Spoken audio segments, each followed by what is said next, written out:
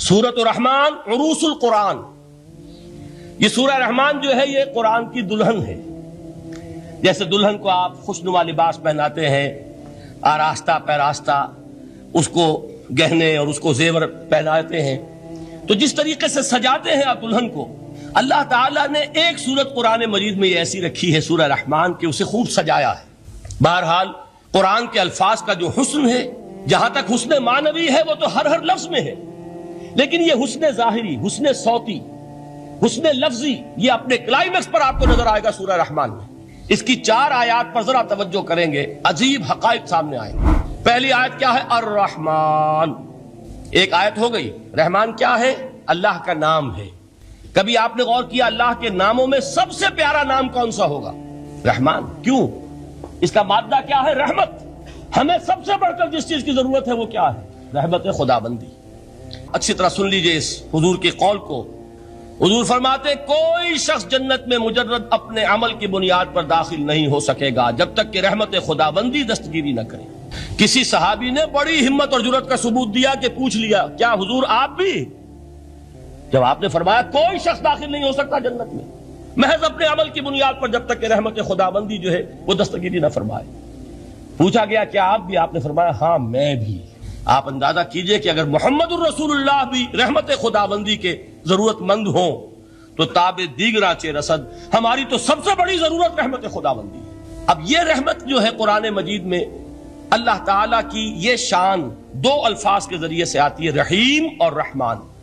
اور کوئی مادہ نہیں ہے جس سے 2 نام بنتے ہوں اللہ کے، لیکن یہ مادہ ہے واحد رحمت کا کہ جس سے رحمان بھی ہے رحیم بھی ہے۔ رحیم صفت مشبہ ہے، رحمت دائم ہو جائے گی، مستقل ہوگی تو رحیم کہیں گے۔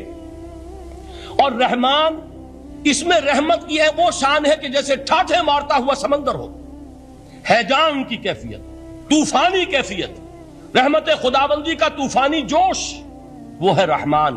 اب آگے چلیے، الرحمن علم القرآن، رحمان نے قرآن سکھایا۔ رحمت خداوندی کا سب سے بڑا مظہر، رحمان کی رحمانیت کا سب سے بڑا مظہر قرآن ہے۔ ان میں جو منطقی ربط ہے اس کو سمجھتے جائیے۔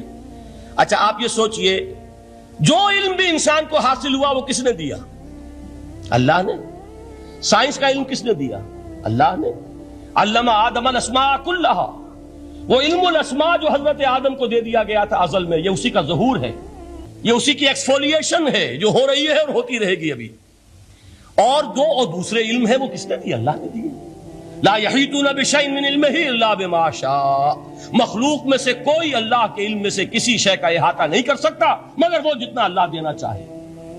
لیکن یہ کہ تمام علوم میں چوٹی کا علم قرآن۔ نوٹ کرتے جائیے، اب چوٹی کی چیزیں جمع کیجیے۔ اللہ کے ناموں میں چوٹی کا نام رحمان، اللہ نے جو کچھ انسان کو سکھایا اس میں چوٹی کا علم قرآن۔ خلق الانسان، انسان کو پیدا فرمایا۔ سوال یہ کہ حیوانات کو کس نے پیدا فرمایا؟ آسمان کس نے پیدا کی؟ زمین کس نے پیدا کی؟ فرشتے کس نے پیدا کیے؟ کیا مطلب خلق الانسان؟ اس کی تمام مخلوقات میں اس کا کلائمیکس، اس کی تخلیق کی معراج، اس کے تخلیق کا نقطہ عروج انسان ہے۔ یہ ہے کہ جو مسجود ملائک بنا ہے۔ وَلَقَدْ كَرَّمْنَا بَنِي آدَمَ وَحَمَلْنَاهُمْ فِي الْبَرِّ وَالْبَحْرِ وَرَزَقْنَاهُمْ مِنَ الطَّيِّبَاتِ وَفَضَّلْنَاهُمْ عَلَى كَثِيرٍ مِّمَّنْ خَلَقْنَا تَفْضِيلًا۔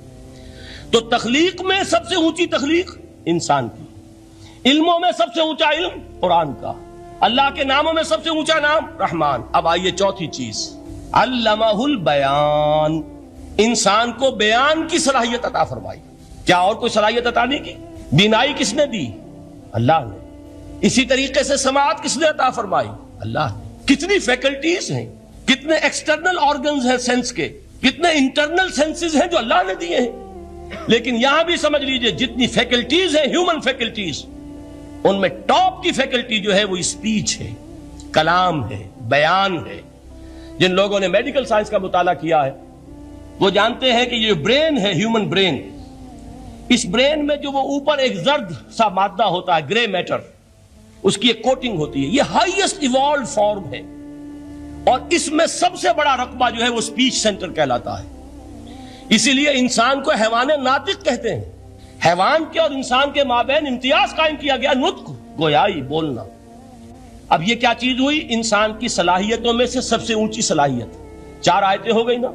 اللہ کے ناموں میں سب سے چوٹی کا نام رحمان، اس نے جو علوم پیدا کیے ان میں چوٹی کا علم قرآن، اس نے جو مخلوقات پیدا فرمائی ان میں چوٹی کی مخلوق انسان، انسان کو جو صلاحیتیں اور استعدادات عطا فرمائی ان میں چوٹی کی استعداد بیان۔ جمع کیجئے، نتیجہ کیا نکلے گا؟ وہ نتیجہ ایک حدیث نبوی کی شکل میں سامنے آتا ہے۔ پہلی حدیث میں نے یہی پڑھی تھی، اس کے راوی کون ہے؟ عثمان ابن عفان۔ میں حیران ہوتا ہوں، وہ قافیہ یہاں بھی موجود ہے، رحمان قرآن، بیان انسان، عثمان عفان، باپ کا نام بھی اسی وزن پر ہے، عثمان ابن عفان۔ عن عثمان ابن عفان رضی اللہ تعالی عنہ قال قال رسول اللہ صلی اللہ علیہ وسلم، حضرت عثمان شہید مظلوم ذو النورین رضی اللہ تعالی عنہ فرماتے ہیں کہ اللہ کے رسول صلی اللہ علیہ وسلم نے فرمایا، خیرکم من تعلم القرآن وعلمہ، تم میں سے بہترین لوگ وہ ہیں جو قرآن سیکھیں اور سکھائیں۔ قوت بیان جو تمہاری ٹاپ فیکلٹی ہے، اس کا استعمال کسی گھٹیا کام کے لیے نہیں ہونا چاہیے۔ دیکھیے اردو میں محاورہ ہے کہ توپ سے مکھی نہیں ماری جاتی، توپ بنائی گئی ہے کسی بڑی شے کے لیے، مکھی مارنے کے لیے توپ استعمال نہیں ہوتی۔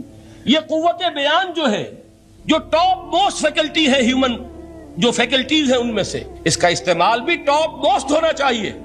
قرآن کو بیان کرو، وہ جیسے کہ علامہ اقبال نے کہا ہے، بلکہ غالباً ان کے قبر پر آس پاس جو اشعار لکھے ہوئے ان میں سے ایک یہ بھی ہے، اگر یک قطرہ خونداری اگر مشتے پرے داری، بیابامن تو آموزم طریق شاہ بازی را، اگر تمہارے اندر ایک قطرہ بھی خون کا ہے اور مٹھی بھر بھی پر اگر اللہ نے دیے ہیں تو میرے پاس آؤ کہ میں تمہیں شاہبازی کے طریقے سکھاؤں۔ اسی طرح جان لیجئے، اگر اللہ نے قوت گویائی عطا فرمائی، اگر اللہ نے تمہیں حیوان ناطق بنایا، اگر اللہ تعالیٰ نے تمہیں یہ صلاحیت عطا فرمائی، اس صلاحیت کا مصرف دنیا کو نہ بناؤ، اس صلاحیت کا مصرف اللہ کے کلام کو پھیلانے پر اس کو صرف کرو۔ خیرکم من تعلم القرآن وعلمہ، خیر جب لفظ آتا ہے بغیر من کے، ورنہ تو آتا ہے خیر من ہو، تو یہ ہوگی کمپیریٹیو جو ایک ایڈجیکٹیو جو ہوتی ہے، لیکن یہ سپرلیٹیو ڈگری ہے جب بغیر من کے ہوگا۔ خیرکم، دی بیسٹ امنگسٹ یو، جو تم میں بہترین لوگ ہیں وہ کون ہیں؟ من تعلم القرآن وعلمہ، جو قرآن سیکھیں اور سکھائیں، قرآن پڑھیں اور اسے بیان کریں۔ آج جان لیجئے سب سے بڑی ضرورت اس بات کی